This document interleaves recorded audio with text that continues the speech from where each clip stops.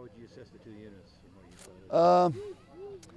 saw? We have a kind of a competitive point system we keep. From that standpoint, the defense won. But in reality, the offense left some plays on the field. There were some open receivers. The offense turned the ball over. Donnie Duncan scooped it and scored, which gives significant points to the defense. And then the offense had some penalties. So overall, I would say it was sloppy.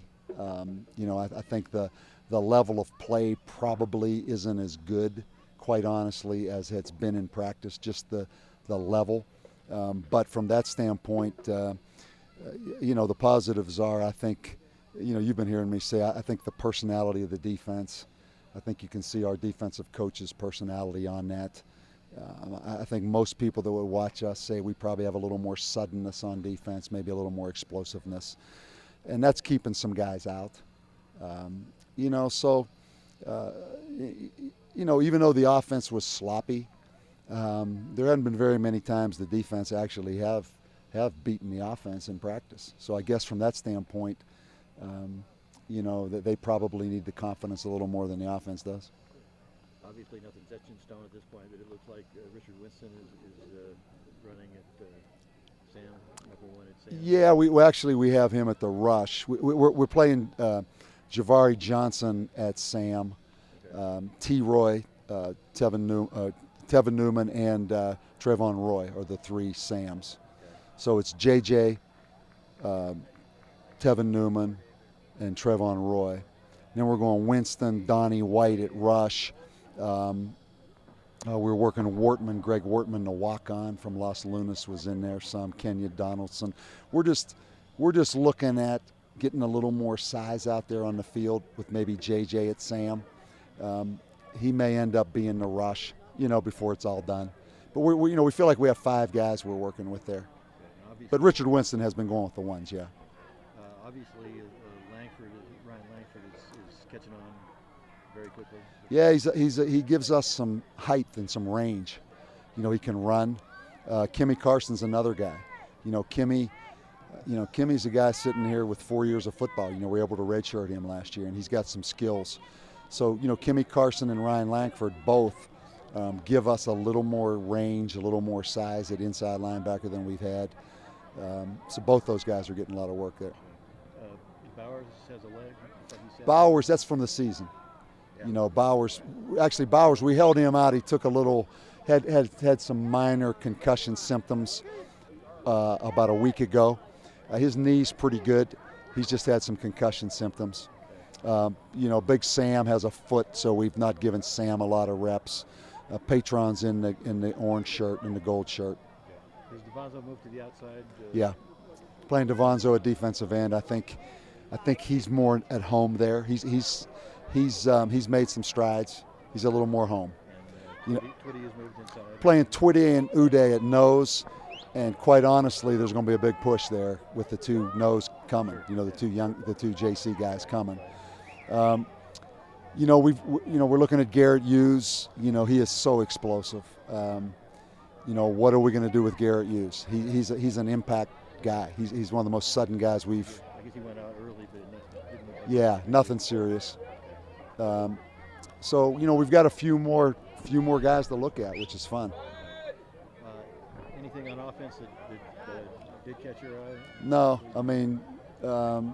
I think the inability to get the ball to the open receiver in the play action is something that's continued to haunt us. That's something we have to get better at. We cannot leave points on that field. Johnny Viscano is not practicing because of some concussion symptoms. So Dylan Romine went at offensive tackle the whole time. And Johnny's had a great spring. That probably hurt continuity a little bit. We're trying, we've got a good feel for what Terrion Gibson gives us. We've got a good feel for what Crusoe gives us, and we don't want to just hand him the ball 25 or 30 times in this scrimmage. So you see us, a lot of different guys touching it. Just a little bit out of sync on offense. Mostly it was the penalties and not getting the ball to the open receivers. Okay. Coach, your overall just analysis of this week, what you liked, what you didn't like?